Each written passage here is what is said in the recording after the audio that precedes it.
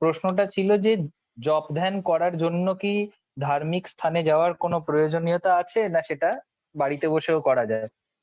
তো শাস্ত্রের বচন হচ্ছে যে যে স্থানে আমি অন্য কিছু দিয়ে অন্য কিছুর দ্বারা ডিস্টার্ব না হয়ে এক চিত্তে আমার ইষ্ট দেবতাকে ডাকতে পারবো, সেটাই সাধনার জন্য উৎকৃষ্ট স্থান।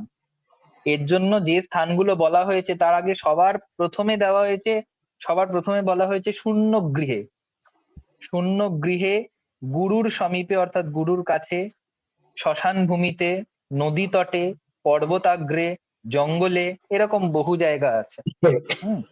তো সাধন করার জন্য ওই সমস্ত মানে কি বলে তীর্থস্থানে ভ্রমণ করার কোনো প্রয়োজন পড়ে না। যে বুঝে গেছে যে সাধন করাটা জীবনের লক্ষ্য, সে যেখানে ইচ্ছা বসে সাধন করতে পারে। তীর্থস্থানে যাওয়ার উদ্দেশ্য হচ্ছে ওই দেবতার দর্শনে নিজের মনের মধ্যে ভক্তির ভাবটাকে আরেকটু বিকশিত করা, যাতে দেবতাকে সাক্ষাৎ চোখের সামনে, সাক্ষাৎ মানে দেবতার বিগ্রহকে চোখের সামনে দেখলে মনের মধ্যে একটা আনন্দের ভাব আসে এবং ফিরে গিয়ে বারবার সেই ছবিটা মনে করতে পারে। সেই জন্যই তীর্থস্থানে দর্শন করা। এবং তীর্থস্থানে যেখানে কিনা দেবতা প্রতিষ্ঠিত আছে, তার যে শক্তি, তার যে ঊর্জা, সেটা সেখান থেকে বিকীর্ণ হয়, সেখান থেকে ছড়িয়ে পড়ে। তো সেই রেডিয়েশনের মধ্যে যদি আমরা নিজেদেরকে নিয়ে যেতে পারি, তাহলে সেইটার লাভ আমরা পাবো। হুম। যেমনি শীতকালে একটা জায়গায় যখন আগুন জ্বলে, আমরা আগুনটার একটা সার্টেন রেঞ্জের মধ্যে গেলে সেই আগুনের তাপটা পাবো। কিন্তু সেটা যদি তার থেকে অনেকটা দূরে থাকি, তাহলে আগুনের তাপটা আমরা পাবো না। ঠিক সেরকমই ওই দেবতার কাছে সময় সময় যাওয়া এবং দেবতার সেই ঊর্জার কিছুটা নিজের মধ্যে করে নিয়ে আসা, এই জন্য তীর্থস্থানে যাওয়া প্রয়োজন। আর দ্বিতীয় হচ্ছে, এবারে হচ্ছে দুর্গা আর কালী, শিব আর নারায়ণ। ব্যাপারটা হচ্ছে, আমাদের শাস্ত্রে একটা কথা আছে যে একম সদ্বিপ্রা বহুধা বদন্তি। বলছে সদ্বস্তু একটি, তার বিভিন্ন রকম ভাবে প্রকাশ হয়। চণ্ডীতে শ্রী শ্রী দেবীও বলছেন, একই বাহং জগৎ তত্র দ্বিতীয়া কামমাপরা। যে জগতে একমাত্র আমিই আছি, দ্বিতীয় কোনো বস্তু নেই।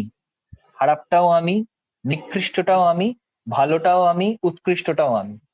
সবচেয়ে খারাপ থেকে খারাপ বৃত্তি যেটা দেখা যায় সেটাও আমি, সবচেয়ে ভালো থেকে ভালো বৃত্তি যেটা দেখা যায় সেটাও আমি। তো এবারে কি হয়, একই সূর্য আকাশে রয়েছে, কিন্তু আমরা যদি একটা সবুজ রঙের কাঁচ দিয়ে দেখি, সূর্যটাকে সবুজ মনে হবে। যদি লাল রঙের কাঁচ দিয়ে দেখি, সূর্যটাকে লাল মনে হবে। যদি নীল রঙের কাঁচ দিয়ে দেখি, সূর্যটাকে নীল মনে হবে। আমরা সবাই মোটামুটি সমুদ্রে গেছি, সমুদ্র তীরে গেছি, রাত্রির বেলা যখন সমুদ্রটাকে দেখা হয়, তখন সমুদ্রের জলটাকে কালো মনে হয়। কিন্তু গিয়ে যদি হাতে করে এক আছলা জল তুলে নিই, তাহলে সেই জলের কোনো ভেদাভেদ নেই। ঠিক সেরকমই এটা হচ্ছে ভক্তের ভাবের উপরে ভগবানের সৃষ্টি। ভগবান ভক্তকে সৃষ্টি করেনি, ভক্ত ভগবানকে সৃষ্টি করেছে। যার মনের মধ্যে ভক্তি এসেছে, সে তার ভক্তিটাকে একটা আকার দিতে গিয়ে দেবতার আকার দিয়ে ফেলেছে। তাই জন্য যে নারায়ণের ভক্ত, সে যখন নারায়ণ বিষয়ক শাস্ত্র লিখেছে, তার কাছে নারায়ণই আল্টিমেট। যে শিবের ভক্ত, সে যখন শিব বিষয়ক শাস্ত্র লিখেছে, তার কাছে শিবই আল্টিমেট। যে দুর্গার ভক্ত, সে যখন দুর্গা বিষয়ক শাস্ত্র লিখেছে, তার কাছে দুর্গা আল্টিমেট। আর যে কালীর ভক্ত, সে যখন কালী বিষয়ক শাস্ত্র লিখেছে, তার কাছে কালী আল্টিমেট। কিন্তু একই শক্তির বিভিন্ন প্রকাশ ঘটছে। আজকে যারা ভগবান শ্রীকৃষ্ণকে মানেন, তাদের কাছে সর্ব উৎকৃষ্ট পুস্তক হচ্ছে গীতা, শাস্ত্র হচ্ছে ভগবত গীতা। শ্রীমৎ ভাগবত গীতায় ভগবান শ্রীকৃষ্ণ পরিষ্কার বলছেন, যে যথা মাং প্রপরদন্তে তাং তথৈব ভজাম্যহম, মম বর্তানুবর্তন্তে মনুষ্যা পার্থ সর্বথ। অর্থাৎ হে পার্থ, আমাকে যে যেভাবে ভজনা করে, আমি তাকে সেইভাবে তদ অনুরূপ ফল দিই। তো তো ব্যাপারটা হচ্ছে যে যে যেভাবে তাকে ভজনা করছে, সে সেভাবে পাচ্ছে। ভগবান শ্রীকৃষ্ণ স্বয়ং গীতাতে বলছে, সে কিন্তু কৃষ্ণ হিসেবে বলছে না। সে যখন সেই পূর্ণ ব্রহ্ম সত্তার সাথে মিশে গেছে, তখন সেই অবস্থায় বলছে। এই জন্য অর্জুন যখন কৃষ্ণের বিরাট রূপ দর্শন করছেন একাদশ অধ্যায়তে, তখন অর্জুন কিন্তু শুধু কৃষ্ণকে নারায়ণকে দেখছে না, অর্জুন তার মধ্যে শিব, কালী, দুর্গা, অশ্বিনী কুমার, সূর্য, চন্দ্র, সমস্ত দেবতাকে দেখছে। আচ্ছা, তাই জন্য যার যেরকম ভাব তার সেরকম লাভ। যার ভাব শৈব সে শিবকে আরাধনা করছে, কারণ সে নারায়ণের সাথে তার ওয়েভলেন্থটা ম্যাচ করবে না। যার ভাব দুর্গাকে দেখে জাগে সে কালীর কাছে গিয়ে ততটা আনন্দ পেতে পারবে না। যদি তার এবার এইগুলো কখন হয়, এগুলো হচ্ছে প্রাথমিক অবস্থায়। সাধক যে ভক্ত, তার প্রাথমিক অবস্থায় হচ্ছে যে তিনি ভক্ত, তিনি ভগবান, আমি ভক্ত, তার মানে তিনি মালিক, আমি দাস। এটাকে বলে দ্বৈত ভাব, মানে তিনি এবং আমি আলাদা। তারপরে যখন যখন তার ভক্তিটা আরেকটু বাড়ে, যখন সে সাধনায় আরেকটু অ্যাডভান্স হয়, তখন বুঝতে পারে যে তার কিছু অংশ আমার মধ্যে রয়েছে। এর জন্য আমারও দুটো হাত, তারও দুটো কিংবা চারটে কিংবা 10টা হাত। আমাকে মানুষের মতো দেখতে, তাকেও মানুষের মতো দেখতে। আমার একটা মুখ আছে, একটা নাক আছে, দুটো চোখ আছে, তারও আছে। হয়তো তার 3টে চোখ আছে। হুম। তো আমার মাথায় চুল আছে, তারও মাথায় চুল আছে, সে দেবতা হওয়া সত্ত্বেও। আমি খিচুড়ি লাবড়ার তরকারি ভালোবাসি, তাকেও খিচুড়ির লাবড়ার তরকারি খাওয়াচ্ছি। তার মানে কি, তার একটা কিছু অংশ আমার মধ্যে আছে। এটা হচ্ছে দ্বিতীয় ভাব। এই ভাবটাকে বলা হয় বিশিষ্টাদ্বৈত ভাব, যে তিনি পূর্ণ, আমি তার একটা অংশ মাত্র। আর যেটা ফাইনাল ভাব, যখন যেটা যোগীদের ভাব, সেটা হচ্ছে যে তিনি আর আমি এক। ব্যবহারিক জীবনে আমরা ভিন্ন ভিন্ন ফাংশন করছি, ব্যবহারিক জীবনে তিনি আরাধ্য হয়েছেন, আমি তার আরাধনা করছি। তিনি ভগবান হয়েছেন, আমি তার ভক্ত হয়েছি, কিন্তু আখেরে আমি আর তিনি এক। অন্তরটা সকলেরই এক। অন্তরটা সকলেরই এক। এই জন্য হনুমানকে যখন জিজ্ঞেস করা হচ্ছে, হনুমান রাম ভক্ত, হনুমানকে যখন জিজ্ঞেস করছেন ভগবান শ্রীরাম যে তোমার আর আমার মধ্যে কি পার্থক্য, তখন হনুমান বলছেন যে যদি দেহ বুদ্ধি করি, এটা হনুমান ওটা রাম, যদি এই দেহ বুদ্ধি করি, তাহলে আমি ভগবান, আমি ভক্ত, তিনি ভগবান। যদি আত্মবুদ্ধি করি, যদি আত্মার বুদ্ধি করি, তাহলে তিনি পূর্ণ, আমি অংশ। আর যদি পূর্ণ বুদ্ধি করি, তাহলে তিনি আর আমি এক, একোহম। হুম। বেশ বেশ বেশ। তো এই করতে গিয়ে বিভিন্ন তফাৎ হয়েছে। যারা আচ্ছা, শ্মশান থেকে সাধনা শুরু করেছে, তারা কালীকে ধরে সাধনা করেছে, তারা শিবকে ধরে সাধনা করেছে। আর যারা সংসার থেকে শুরু করেছে সাধনা, তারা প্রথমে নারায়ণকে ধরেছে, দুর্গাকে ধরেছে, তারপরে গিয়ে ওই শিবেতেই শেষ হয়েছে। এবং এর জন্য আমাদের ধর্মে এই জিনিসগুলো খুব অদ্ভুত, খুব ভালো জিনিস। আজকে সব মারামারি করে বটে, এ শিব ভক্ত কালী ভক্ত করে, কিন্তু সব জায়গায় দেখাচ্ছে যে শিব নারায়ণের আরাধনা করছেন, আবার নারায়ণ শিবের আরাধনা করছেন। শিবকে তার ত্রিশূল দিয়েছেন নারায়ণ, আবার নারায়ণকে তার সুদর্শন চক্র দিয়েছেন স্বয়ং শিব। আর এইদিকে শিবের স্ত্রী পার্বতী হচ্ছে নারায়ণের মানে নারায়ণের ভগিনী, অর্থাৎ বোন, যোগমায়া। আবার যদি তোমরা চণ্ডী পড়ো, তাহলে চণ্ডী বা মার্কণ্ডেয় পুরাণে দেখবে যে দেবী হচ্ছে সব সৃষ্টির মূলে, দেবীর থেকেই সবটা সৃষ্টি হয়েছে। তা হিন্দু ধর্মের এই সবচেয়ে ভালো জিনিসটা হচ্ছে, যে যে দেবতাকে ধরছে সেই দেবতাই গিয়ে তাকে পূর্ণ জায়গায় নিয়ে চলে যাচ্ছে, সেই দেবতাই তাকে নিয়ে গিয়ে পূর্ণ জায়গায় চলে যাচ্ছে। ওই জন্যই অর্থাৎ ঠাকুর সোর্সটা বলেছেন এক। যত মত তত পথ, কিন্তু একদম সোর্স তাই, একটাই। একদম তাই। যত মত তত পথ। স্বামীজি বলছেন, all the lines whether crooked or straight lead to the. হুম হুম হুম হুম। টেরা বেঁকা পথ হোক, সোজা পথ হোক, ঘোর পায়, সবাই ধরবে সেই নাকটা। হাত ঘুরিয়ে ধরুক আর হাত সোজা করে ধরুক। বুঝতে পেরেছি। এইটা হচ্ছে একদম কোর কনসেপ্ট। দেবতাদেরকে তো আমরা সৃষ্টি করেছি। আমার জ্ঞান ভক্তি বৈরাগ্যের দরকার, আমরা শিবকে তো সৃষ্টি করেছি। শিব হচ্ছেন জ্ঞানী, শিব হচ্ছেন যোগী। আমাদের বিদ্যার দরকার, আমরা সরস্বতীকে তৈরি করেছি। আমাদের লক্ষ্মীর দরকার, এই মানে পয়সার দরকার, আমরা লক্ষ্মীকে, কুবেরকে সৃষ্টি করেছি। আমাদের যুদ্ধে জয় হওয়া দরকার, আমরা দুর্গাকে সৃষ্টি করেছি। দুর্গা হচ্ছেন যুদ্ধের দেবী। যখন দেবতারা বিপদে পড়েছিলেন তখন দুর্গাকে আবাহন করেছিলেন, কালীকে করেননি। দুর্গাকে, চামুন্ডাকে আবাহন করেছিলেন। আমাদের সাধন করার দরকার, আমরা কালীকে সৃষ্টি করেছি। হম। কালীকে ভালো করে জানার জন্য মহাকালকে সৃষ্টি করা হয়েছে। আমরাই রূপগুলো দিয়েছি, তার আমরা মানে তো তাদের এটাই বিভিন্ন ঠিক ভাবে গো। সাজিয়েছি। তার মানে তো গুরুজি এটাই ঠিক, সবার উপর মানুষ সত্য, তাহার উপর কেউ নাই। একদম ঠিক, মানে মানুষই একদম তৈরি ঠিক। করছে, মানুষই তৈরি মানুষই করছে। তৈরি করছে। সবার উপরে সত্যিই তো মানুষ সত্য, যে মূর্তিটাকে আমি পুজো করছি তার পিছনে একটা বাঁশ দিতে হচ্ছে সোজা রাখার জন্য, নাহলে বাহ সেই বাহ বাহ মূর্তিও বাহ, সোজা হয়ে দাঁড়াতে পারবে না। ধর্মের কি অদ্ভুত খেলা গো, আজকে বুঝলাম। হ্যাঁ, এই জন্য তো বলছে যে এই এই শরীরের মধ্যেই হচ্ছে দেবতা। এই জন্য তো সাধন করা, সাধন করা মানে কি, এই শরীরের যে লিমিটেশন গুলো, এই শরীরের যে প্রতিবন্ধকতাগুলো, সেগুলোকে উত্তীর্ণ হওয়া, সেগুলোকে কাটিয়ে বেরোনো। এর জন্য যখন ফাইনাল, যাদের যাদের সেই ফাইনাল রিয়েলাইজেশন হয়েছে, যাদের যাদের ঈশ্বর দর্শন হয়েছে, তারা ঈশ্বরকে কোথাও দেখেনি, কালী দুর্গাকে কোথাও দেখেনি, তারা নিজের নিজেকে মধ্যেই দেখেছে। দেখেছি। তারা নিজেকেই দেখেছে, তারা নিজেকেই দেখেছে। এই জন্য এটাকে আত্মদর্শন বলা হয়েছে, আত্ম সাক্ষাৎকার বলা হয়েছে। তারা দেখেছে যে আমি যার, তারা বুঝতে পেরেছে যে আমি যার সাধনা করছি তিনি আর আমি আলাদা নই, এক। সেই আমার অন্তরে অধিষ্ঠিত। সেই আমার অন্তরে অধিষ্ঠিত। হুম। বাহ নর না বাহ, হলে নারায়ণ কোথা থেকে আসবে? জয় গুরু জয় গুরু। হুম। খুব ভালো খবর পেলাম গো, খুব সুন্দর বললে, হ্যাঁ। খুব সুন্দর যত্র বললে। যত্র জীব তত্রই তো শিব। প্রত্যেক কটা প্রাণের স্পন্দন যেখানে যেখানে হচ্ছে সেখানেই তো শিবের অধিষ্ঠান। এর জন্য দেবীকে শক্তি বলা হয়েছে, কালী হোক দুর্গা হোক শক্তি বলা হয়েছে। বলতো শক্তি ভিন্ন পৃথিবীর কোনো কিছুর অস্তিত্ব আছে? না স্থাবর না জঙ্গম কোনো কিছুর অস্তিত্ব আছে? না না। এই জন্যই তো বলছে, এই জন্যই তো বলছে যে ব্রহ্মস্তম্ভ পর্যন্তং পরমাত্মা স্বরূপকম স্থাবরং জঙ্গমং চৈব প্রণমামি জগন্ময়ম। যে জগৎময় হয়ে আছে, যে স্থাবরের মধ্যেও আছে অস্থাবরের মধ্যেও আছে, সবকিছুর মধ্যে তার অধিষ্ঠান রয়েছে। প্রহ্লাদকে বললো পিলারের মধ্যে তো নারায়ণ বেরোবে, বলে হ্যাঁ বেরোবে। পিলার ফাটিয়ে দেখলো বেরোচ্ছে নারায়ণ, সেখান থেকেই বেরোচ্ছে।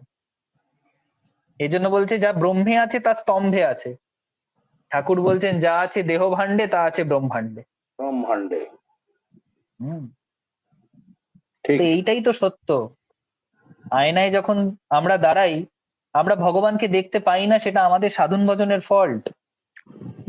আমরা সাধন করিনি তাই, আমাদের কর্মে ত্রুটি থাকে, তাই সেই কর্মগুলো আমাদের বিবেকের কাছে ফুটে ওঠে। আমরা গ্লানি বোধ করি, আমাদের খারাপ লাগে, আমাদের খারাপ দিকগুলো নিজেদের কাছে উদ্ভাসিত হয়ে যায়। তখন আমরা চুলের কায়দা, চোখের লিপের লিপস্টিক যা যা হয় সেই সব দিয়ে নিজেকে ভুলিয়ে রাখার চেষ্টা করি। কিন্তু আয়নাটাকে দেখে যদি নিজেকে ঠিক ঠিক বিচার করা যায়, দেখা যাবে এখানে ভগবান রয়েছে, আমরা চিনতে পারছি না। সকল মানুষের মধ্যে সেই এক ভগবানকেই খোঁজা হয়। আর যখন মানুষের মধ্যে তাকে পাওয়া যায় না, তখন আমরা মূর্তি তৈরি করি। আর একটা প্রশ্ন করেছিল আমাকে অঙ্গনা, কি যেন, কোন দেবতাদের বাড়িতে রাখা যায়? বাড়ির বাইরে বা, হ্যাঁ। আসলে কালকে যখন আমরা ফিরছি হুম। কাকুদের বাড়ি থেকে হোম করার পর, যাওয়ার সময় সরি, যখন যাচ্ছি তখন দেখছি বিভিন্ন বাড়ির বাইরে গণেশের টাইলস লাগানো, বাড়ির দরজার উপরে বাইরে থেকে দেখা যাচ্ছে গণেশের টাইল, হনুমানজির টাইল, তারামায়ের টাইলস। কোথাও কোথাও পাঁচিলের মধ্যে লাগানো। আমি বহু কোথাও আবার বাড়িতে জুতোর দেখেছি, বক্সের ওপরেও থাকে। হ্যাঁ, জুতোর বক্সের উপরেও থাকে। হ্যাঁ। হ্যাঁ।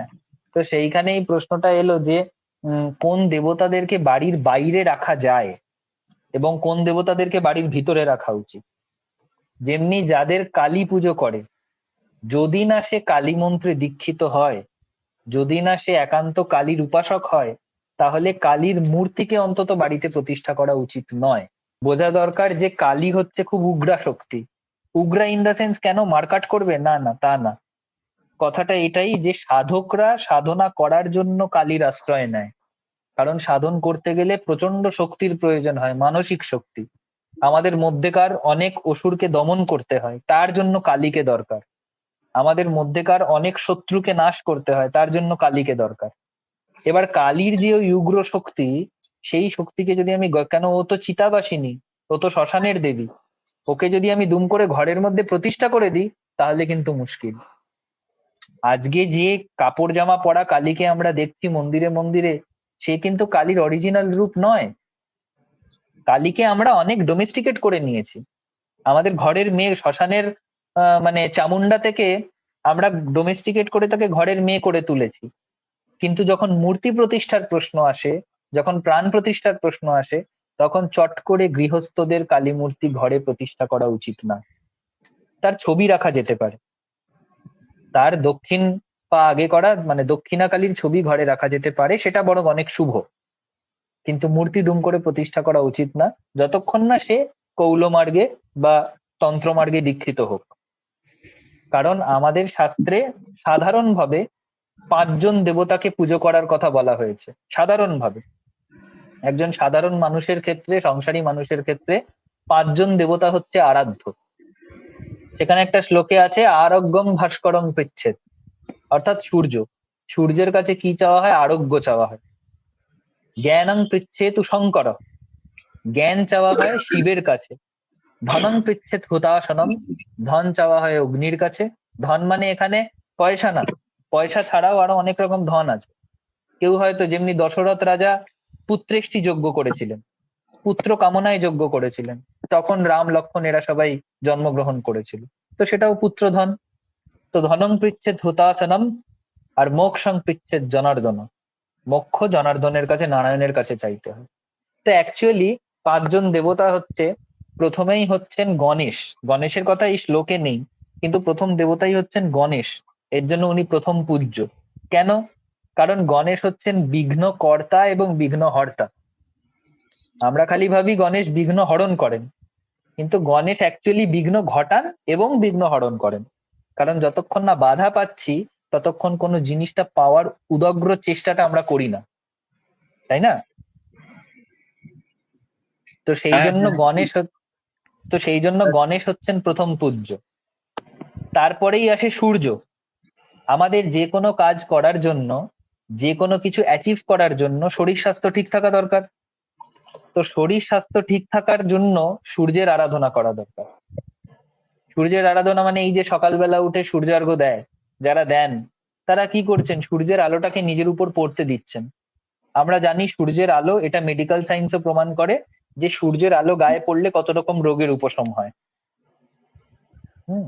তারপরে যে জলের ধারাটাকে এইভাবে দেওয়া হয়, অ্যাকচুয়ালি নিয়ম হচ্ছে মাথার উপর তুলে এইভাবে দেওয়া, সূর্যের দিকে চোখ রেখে। তো ওই জলের মধ্যে দিয়ে যখন সূর্যের আলোটা আমাদের কাছে আসে, আমাদের মুখের উপর, চোখের উপর এসে পড়ে, তখন একটা স্পেকট্রাম তৈরি হয়, 7টা রং ওর মধ্যে।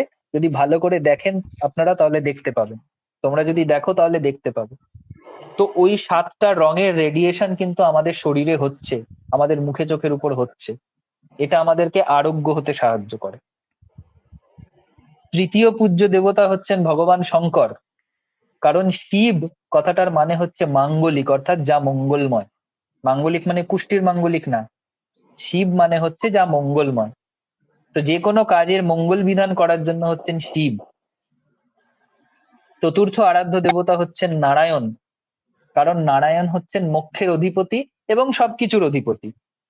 বিষ্ণু হচ্ছেন পৃথিবীতে সবকিছুর অধিপতি দেবতা, কারণ উনি রক্ষা করছেন।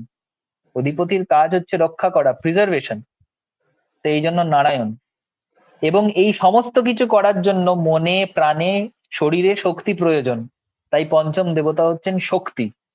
এই শক্তি যে কেউ হতে পারে, কালী হতে পারে, দুর্গা হতে পারে, জয় দুর্গা বা বিপত্তারিণী হতে পারে, যার যেরকম, কিন্তু শক্তি পুজো, অর্থাৎ দেবীর পুজো। তো এই 5জন দেবতাকে ঘরে স্থান দিলে আর বাকি কোনো কোনো এদিক সেদিক করতে লাগে না। হুম। এবার যাদের গুরু আছেন, তারা, যেহেতু গুরু হচ্ছে সর্বদেব দেবী স্বরূপ, তাই গুরুকে বসালেই বাকি সব হয়ে গেল। হুম। তো এদেরকে বাড়ির সিংহাসনে রাখা যায় বা বাড়িতে রাখা উচিত। এবারে প্রশ্ন হলো, এই যে বাড়ির বাইরে আমরা দেখি বিভিন্ন দেবতাদের রাখা হয়েছে, বাড়ির বাইরে কোনো দেবতাকে রাখা উচিত নয়, যতক্ষণ না আমি বাড়ির ক্ষেত্রপাল হিসেবে তাকে প্রতিষ্ঠা করছি। এবার ক্ষেত্রপাল কাদের করা যায়? মহাকাল ভৈরবকে ক্ষেত্রপাল করা যায়, বা যে কোনো ভৈরবকে। আমাদের অষ্টভৈরবের কথা আছে তন্ত্রে। তো তন্ত্রের এই অষ্টভৈরবের যে কোনো 8জনকে বসানো যায়, কিন্তু তাকে ক্ষেত্রপাল বা রক্ষক হিসেবেই প্রতিষ্ঠা করতে হবে। তখন কিন্তু আমি তাকে ফাইনাল দেবতা হিসেবে ধরতে পারবো না। আর করা যায় হচ্ছে হনুমানজিকে করা যায়, কিন্তু তাতেও তাকে বাড়ির বাইরে একটা ঠিক আসন দিয়ে তার আলাদা একটা স্থান করে দেওয়া উচিত। হুম। এখানেও কিন্তু তাকে রক্ষক হিসেবে বা ক্ষেত্রপাল হিসেবেই প্রতিষ্ঠা করা হলো। যদি এইটা না করা হয়, তাহলে কিন্তু বাড়ির ভিতরেই সমস্ত দেবতাদের রাখা উচিত, বাড়ির বাইরে কোনো দেবতাকে রাখা উচিত। হ্যাঁ, বলো কাকু। একটা আবার প্রশ্ন মনে এলো, তুমি হ্যাঁ পাঁচজনের কথা বললে, হ্যাঁ, সূর্য থেকে তো শুরু, ভাল লাগছে। হ্যাঁ বলো। বলছি সূর্য দেবতা থেকে তো শুরু, সূর্য দেবতা থেকে শুরু তো। হ্যাঁ, সূর্য দেবতা থেকে মানে শুরু। হিন্দু শাস্ত্রে হুম। সূর্য দেবতার উপাসনা এত কম কেন? মানুষের ভেতরে সূর্যের উপাসনা করার প্রবণতা এত কম কেন? সূর্যের উপাসনা করার প্রবণতা কম এই কারণে, কারণ যখন আমাদের দেশে বাইরের আক্রমণগুলো হওয়া শুরু হলো, আমাদের মূল শাস্ত্র অনেক জায়গায় হারিয়ে গেছে, আমাদের আচ্ছা মূল ধারা অনেক জায়গায় হারিয়ে গেছে। আচ্ছা আজকেও দেখো প্রত্যেক কটা পুজোয় সূর্যের উপাসনা হয়। আমরা যখন পুজো করতে বসি বা যে কোনো ব্রাহ্মণ যে কোনো পুজো হোক, সেটা বৈদিক হোক, সেটা তান্ত্রিক হোক, সেটা অঘোর আচার হোক, যে কোনো পুজোয় 3 নম্বর কর্ম হচ্ছে সূর্যার্ঘ্য দেওয়া। সে আমি দিনে বসি, আমি রাতে বসি, যখনই বসি, 3 নম্বর কর্ম। প্রথমে বসেই হচ্ছে জলশুদ্ধি বা আচমন, দ্বিতীয় কর্ম হচ্ছে আসন শুদ্ধি, তৃতীয় কর্মই হচ্ছে সূর্যার্ঘ্য দেওয়া। হুম। আচ্ছা অনেক জায়গায় দ্বিতীয় কর্ম হিসেবে পুষ্প ইত্যাদি শোধন করে নেয়, তৃতীয় কর্মই হচ্ছে সূর্যার্ঘ্য দেওয়া। তো আসনে বসেই প্রথম কাজ হচ্ছে সূর্যকে অর্ঘ্য দেওয়া, তার মানেই হচ্ছে সূর্যের পুজো করা। আচ্ছা এবারে এই জিনিসটাকে ট্র্যাডিশন হিসেবে ধরে রেখেছে বিহারিরা। তাদের যে ছট পুজোটা হয় সেটা অ্যাকচুয়ালি সূর্যেরই পুজো। আচ্ছা ছট পুজোটা অ্যাকচুয়ালি সূর্যের পুজো। হ্যাঁ। আচ্ছা তো এটাকে ট্র্যাডিশন হিসেবে ধরে রেখেছে বিহারিরা, কিন্তু সমগ্র দেশ জুড়ে যখন কেউ পুজো করতে বসে, তখন প্রথম মানে প্রথম দ্বিতীয় বা তৃতীয়, মানে আসনে বসে সূর্যকে আগে করতে হবে। একদম একদম একদম সূর্যকে পুজো না করে অন্য কোনো দেবতা, গণেশের পুজোও হয় না, সূর্য আর্ঘ্য দিয়েই বাকি সব পুজো শুরু, সে তুমি দিনে বসো রাতে বসো যখনই বসো। সূর্যার্ঘ হুম। সম্বন্ধে একটু কিছু তোমার কাছ থেকে শোনার মানে আগ্রহ রইলো আমার। হ্যাঁ বলি। সূর্য অর্ঘ্য মানে হচ্ছে সূর্যকে কিছু দেওয়া নিজের দিক থেকে। তো আমাদের শাস্ত্র এমনই লিনিয়েন্ট যে বলছে তোমার কাছে যদি কিচ্ছু নেই তুমি শুধু জল দাও, তোমার কাছে জল নেই তুমি একটা প্রণাম দাও। ইনফ্যাক্ট কথাও বলা হয়েছে 12 মেকং আহুতি কালে ন কালে লক্ষ কোটয়। বলছে সময়ের মধ্যে যদি তুমি একবার আহুতি দাও বা প্রণাম করো, তাতেও তোমার ফল হবে, সময় পেরিয়ে গেলে লক্ষ কোটি আহুতি দিয়েও ফল হবে না। এই জন্য আমরা তিথিটাকে এত ইম্পর্টেন্স দিই। তো যেহেতু সূর্য হচ্ছেন দিবাকর, সেই জন্য উচিত ভোরবেলা সূর্য ওঠার সময় উঠে সূর্যকে একটা প্রণাম জানানো, যেটা আমাদের কারুর ক্ষেত্রেই হয়তো হয় না। কিন্তু সূর্যকে ঘুম থেকে উঠে আমরা যখন সূর্যকে দেখছি, আমার কাছে যদি সূর্য 5টায় ওঠে তার মানে আমার সকাল 5টা, আমি যদি 5টার সময় ঘুম থেকে উঠি তাহলে আমার কাছে সকালটা 5টার সময়, যে 10টার সময় ঘুম থেকে উঠবে তার কাছে সকালটা 10টার সময়। উচিত হচ্ছে প্রথমেই মুখটা ধুয়ে গিয়ে আগে সূর্যকে অন্তত একটা প্রণাম করা। কিন্তু যদি সূর্যার্ঘ্যই বলা হয়, সূর্যার্ঘ্য মানে হচ্ছে সকালবেলা স্নান করে উঠে 1 ঘটি জল, তার মধ্যে একটু লাল চন্দন বা রলি কুমকুমের গুঁড়ো, একটু আতপ চাল, কয়েকটা কালো তিল এবং একটা লাল ফুল দিয়ে সূর্যের মন্ত্র পড়ে সূর্যের উদ্দেশ্যে তুলসী গাছের তলায় হোক বা কোনো গাছের তলায় হোক পূব দিকে মুখ করে নিবেদন করে দেওয়া। এটা হচ্ছে অ্যাকচুয়াল সূর্য অর্ঘ্য। যার কাছে কিচ্ছু নেই সে কেবল জল দিয়ে করতে পারবে, যার কাছে জলও নেই সে কেবল একটা প্রণাম করলেই সেই কাজ হয়। অর্ঘ্য মানে হচ্ছে তাকে স্মরণ করা, তার মনের অর্ঘ্যটা তাকে দান করা। এই হচ্ছে সূর্যার্ঘ্য। আমার একটা নিবেদন রইলো তোমার কাছে, বলো। সেটা হচ্ছে আমি এই সূর্য প্রণামটা করব, যেহেতু আমি ভোরবেলা উঠি, একদম সময়টাকে নষ্ট করতে দেবো না। আমাকে একটা মন্ত্র তুমি হোয়াটসঅ্যাপ করে দিও। ঠিক আছে। কুসুম কশ্যপিশং মহাদিতিং দন্তারিং চ রূপা হ্যাঁ হ্যাঁ তস্মি আপনি তো বলতে পারছেন, আমি ভুলে যাব। আমাকে অভ্যেস করতে হবে। আমি হ্যাঁ রোজ এগুলো, বলি, রোজ এগুলো স্নান মায়ের করবো, থেকেই মাথায় শেখা। জল ঢালবো আর ওইটা। আমাকে না তো এই পাগল এইটা করে দিয়েছে, আমাকে তো পাগল করে দিয়েছে এই পাগল গুরুজি। সেই জন্য এই গুরুজির কাছ থেকে সূর্য মন্ত্রটা নেব, ওটা মুখস্থ করব। আমি যেহেতু ভোরবেলাতে উঠি, এটা হোয়াটসঅ্যাপে আমি করে করতে দে, পারি। লিখে দে। হ্যাঁ এটা হোয়াটসঅ্যাপে আমি আমি লিখে করতে দেবো। পারি। আমি ছাদে উঠে, আমার হ্যাঁ, বাড়িতে হ্যাঁ পূর্ব দিকে সূর্য দেখা যায়, আমি এটা করতেই পারি, আমার কোনো অসুবিধা নেই। হ্যাঁ, তোমার তো শুনুন না, সবচেয়ে ভালো, তোমার পূর্ব দিকটা পুরো খোলা। হ্যাঁ, হ্যাঁ, হ্যাঁ আর আর আমি যদি এখান থেকে কিছু ঊর্জা পাই, আমি যদি কিছু শক্তি পাই, তাহলে পরবর্তী দিনটা আমি তারপরে তুমি যেভাবে বললে সেইভাবে ইনফ্যাক্ট বন্দনা ভজনাতে আমি চলে যেতে পারি। একদম। আর ইনফ্যাক্ট আমাদের আমাদের সাধন জগতেও একটা হয় সূর্য ত্রাটক চন্দ্র ত্রাটক বলে। আচ্ছা। আমি সেদিন এই মেয়েদেরকে বলছিলাম, মেয়েদের যে মাসিক ধর্ম হয় হ্যাঁ বহুবার তো খুব চেঞ্জ হয়ে যায় নানা রকম কারণে, এবং তাতে খুব কষ্ট হয় ওদের।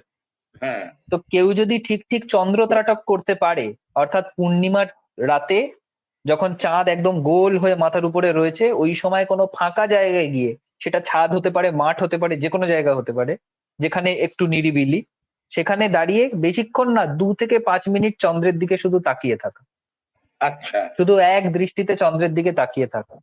এরকম যদি করা যায়, আমি নিজে এটা দেখেছি, কয়েকজনকে বলেছিলাম, তারা করেছে। শালমলী আজকে লাইনে নেই, শালমলীকে জিজ্ঞেস করলে জানা যাবে। শালমলীর হয়েছে, আমার এক ভাগ্নি তিন্নি, ওর এই জিনিসটা হয়েছে। এই চন্দ্রতাটক করে দেখা গেছে তারপর থেকে ঠিক ওই পূর্ণিমার দিনই তাদের মাসিক ধর্ম হচ্ছে, এবং রীতিমতো আচ্ছা, সেটা কন্টিনিউ করছে ঠিক ঠিক সময়। বাহ। কারণ কারণ মায়েদের এইটা হয়ই হচ্ছে চন্দ্রের প্রভাবে। আচ্ছা। শরীরে যে রসতত্ত্ব আছে সেটাকে এনহ্যান্স করে, সেটাকে উপর দিকে টানে হচ্ছে চন্দ্র। হ্যাঁ, হবে তো। হুম। জোয়ার ভাটা যদি হয় এটাও হবে। একদম একদম তাই, একদম তাই, মানে এটাও জল ওটাও জল, জোয়ার একদম ভাটা তাই, বলে তো। একদম তাই। আমাদের শরীরটা 70% জল।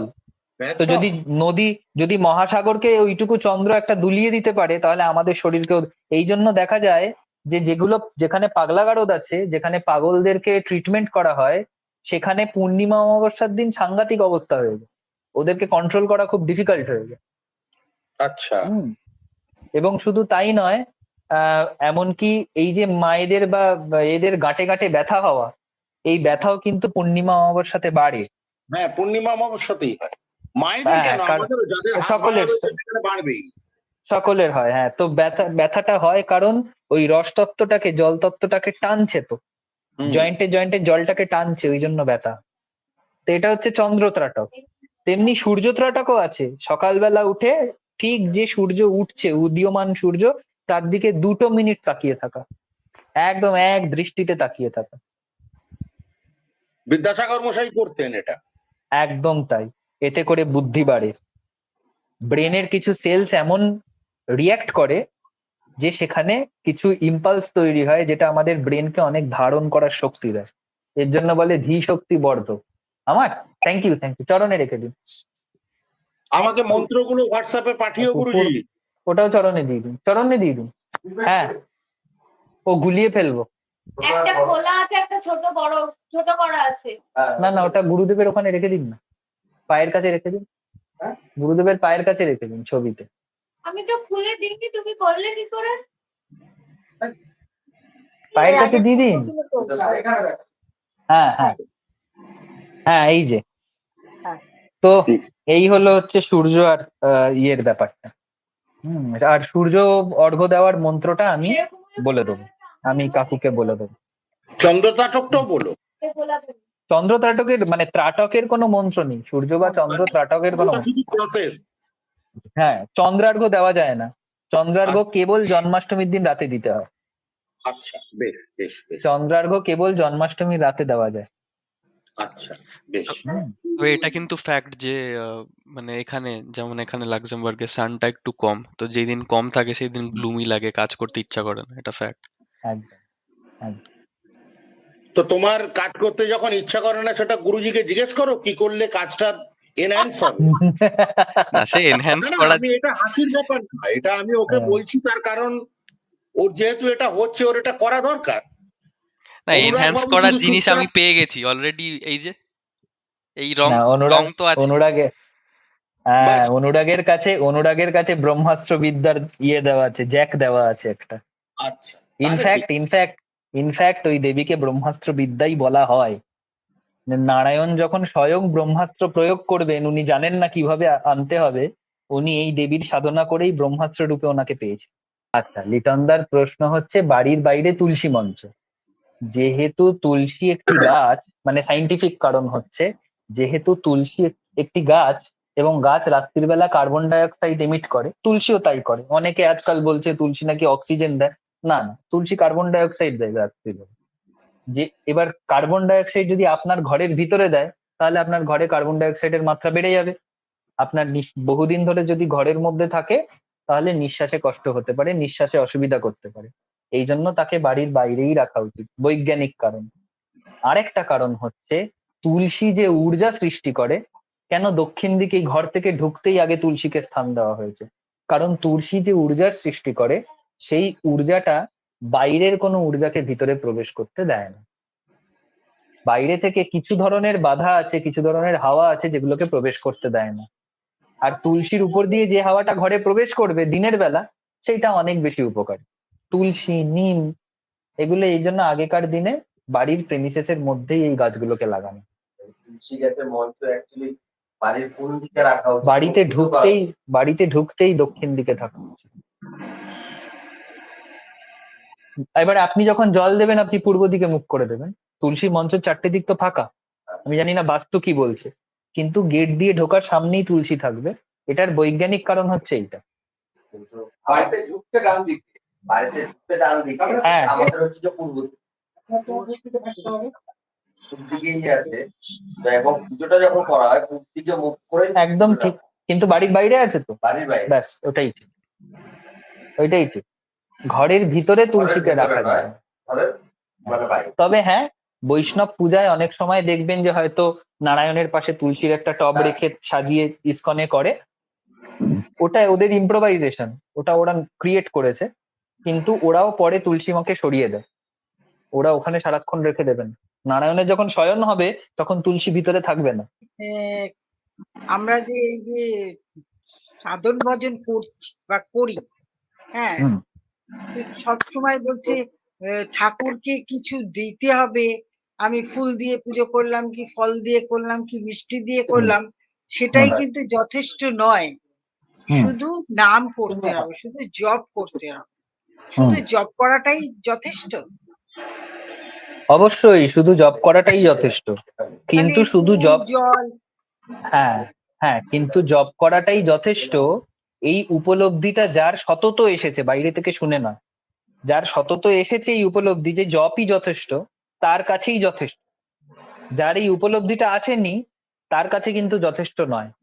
জপই যথেষ্ট বা নাম করাই যথেষ্ট, এই উপলব্ধিটা আসার জন্য দীর্ঘদিন তাকে ফুল জল মিষ্টি দিয়ে সেবা দেওয়া দরকার। কারণ তার প্রতি আত্মবৎ সেবা করতে করতে বোঝা যায় যে তিনি আমার মধ্যে রয়েছেন, এবং জপ করলেই সেটার মন্থন করা হবে। দীর্ঘদিন তাকে যখন, হ্যাঁ হ্যাঁ, সেখানে ফুল মিষ্টির কি সম্পর্ক? সেখানে না, ফুল অনেকে মিষ্টির না, ওইটাই হচ্ছে কথা যে যখন আমি, কারণ প্রথমে তো কেউ তো আর প্রথমেই ধর্মটা জেনেই প্রথমে বুঝে যায় না যে আমার মধ্যেই নারায়ণ আছে। তখন তারা গুরু সঙ্গ সাধু সঙ্গ করতে করতে জানতে পারে, কিন্তু প্রথম ধারণাটাই হচ্ছে যে তিনি মালিক, আমি দাস। তো দাসের কাজ হচ্ছে মালিকের সেবা করা। তো দাস মালিককে কিভাবে সেবা করবে? দাস নিজে যেভাবে সেবিত মনে হবে সেইভাবে মালিককে সেবা করবে। আমি হ্যাঁ, যদি সেটা দাস হই, এখন সেটা তার মনে হবার উপর ডিপেন্ড করে। সেটা তার মনে হবার উপর ডিপেন্ড করে।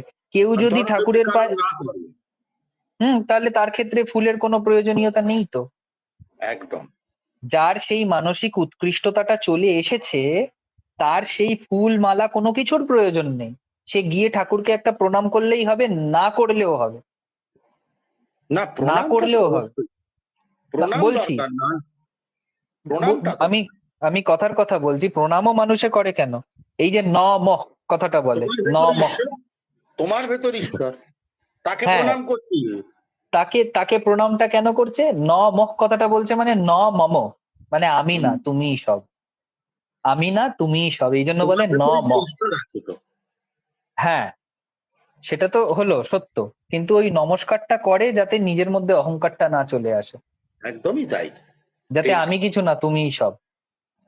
একদম। হ্যাঁ, তো এবারে এবারে ওই ফুল জল, যেমনি এটাও গীতাতে রয়েছে, পত্রম পুষ্পম ফলম জলম, কখনো পত্র দিয়ে, কখনো পুষ্প দিয়ে, কখনো ফল দিয়ে, কখনো জল দিয়ে, আর যখন কিচ্ছু নেই তখন কেবল মনের ভক্তি দিয়ে।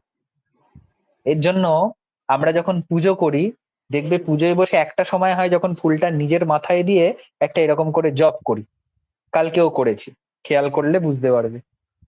সমস্ত পুজোর শেষে একটা পুজো হয়, সেটা হচ্ছে মানস পুজো।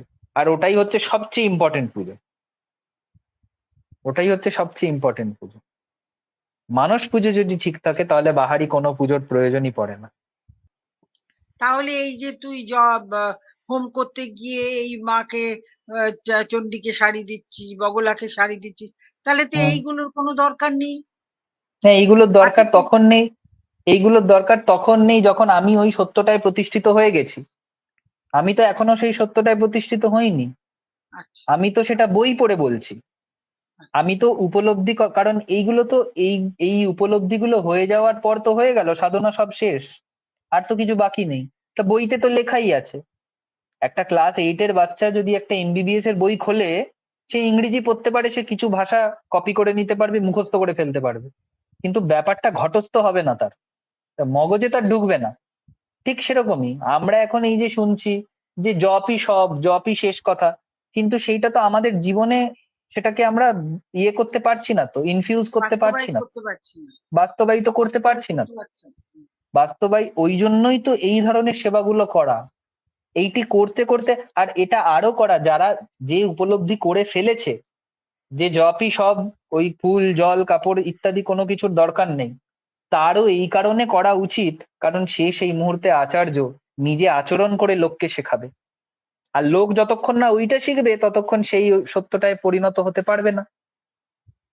হুম। লোককে শেখানোর জন্য অনেক সময় অনেক কিছু আচারিক ভাবে করা প্রয়োজন। ঠাকুর শ্রী রামকৃষ্ণদেব তো মাকে প্রতি মুহূর্তে উপলব্ধি করতেন, তাহলে তার কেন দরকার ছিল খিচুড়িটা হাতে করে নিয়ে মায়ের জিভে ঠেকানোর, পাথরের মূর্তির জিভে ঠেকানো? প্রয়োজনটা এই কারণেই ছিল যাতে মানুষে দেখে বুঝতে পারে যে মায়ের সাথে মায়ের মতো আচরণ করলে মা সন্তানবৎ তাকে স্নেহ করবে, তো দেবী কালী হলেও সেবা করবে, তাই স্নেহ করবে। হম। একদম, তো একদম এই তাই। এই জন্য যাদের যাদের মানুষকে শিক্ষা দেওয়া কাজ, তাদেরকেও এই ধরনের আচরণটা করা দরকার, এবং একই সাথে বোঝা দরকার যে এইটার মধ্যে সত্যতা নেই, সত্যতাটা ভিতরে রয়েছে, জপের মধ্যেই সব। এই জন্য কালকে যখন পুজো হচ্ছে তখন চণ্ডীর শাড়িতে তারার ফুল, তারার শাড়িতে চণ্ডীর ফুল পড়ে গেছে, হ্যাঁ, সব গন্ডগোল হয়ে গেছে। কিন্তু আমি ওটা জানতে পেরে বললাম যা হয়েছে ভালো হয়েছে, খুব ভালো করো, কেন আমি জানি একই জায়গায় যাবে। একই জায়গায় যান। যখন অগ্নি যখন জ্বলে উঠবে তখন কে তারা কে চণ্ডী সব এক, অগ্নি সর্বভূক হয়ে যা দেবো তাই গ্রহণ করো।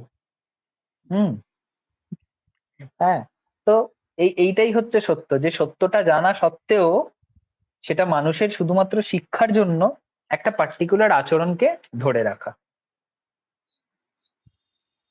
তাহলে কাকুর তো আমি, মাঝখানে ফোন এসে গেছিল। তাহলে ও মানে ওই যে অনেকে মাইক বলে অফ, না, কাকুর মাইক অফ।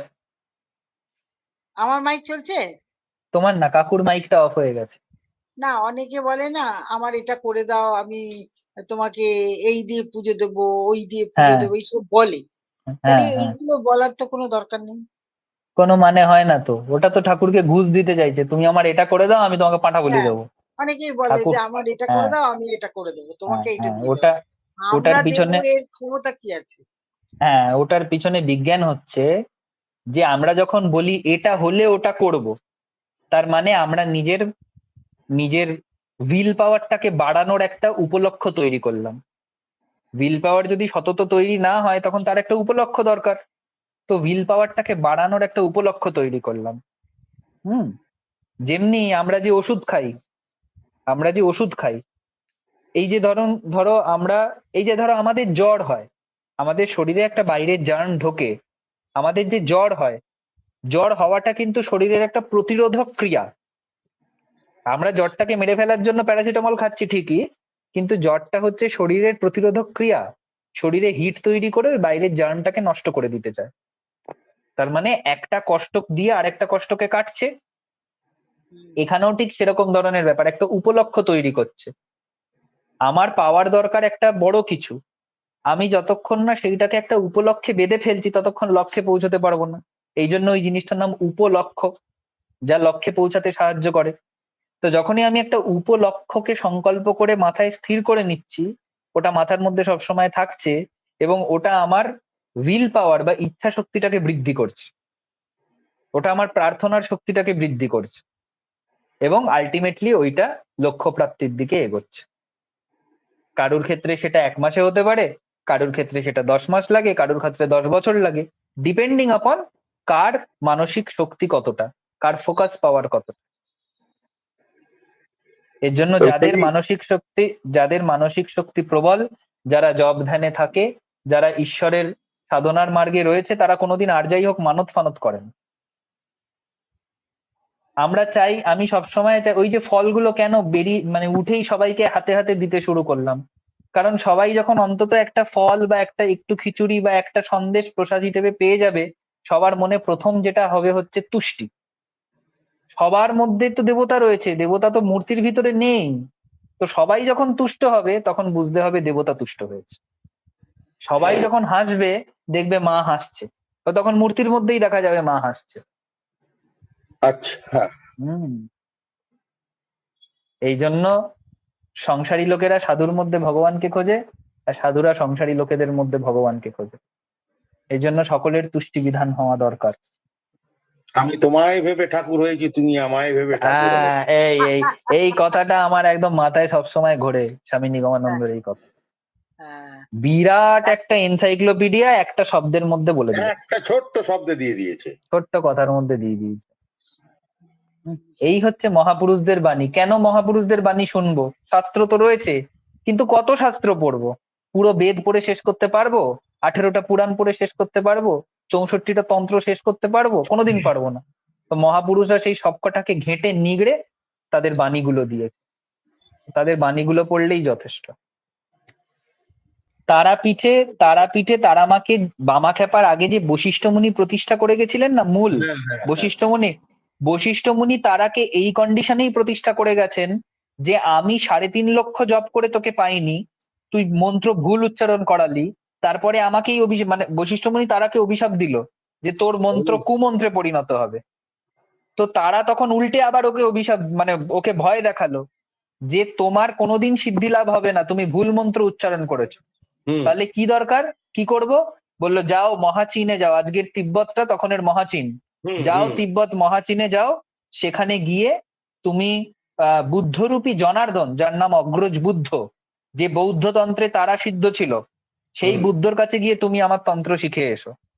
তো বশিষ্ঠ মুনি দীর্ঘদিন মানে কি বলে, অগ্রজ বুদ্ধর কাছে বহুদিন তন্ত্র শিখলো, শিখে আবার এখানে ফেরত এলো, এসে তারা মন্দিরে তারা মন্ত্র সিদ্ধ হলো, ওই বামাখ্যাপা যে আসনে বসেছিলেন সেই আসনে।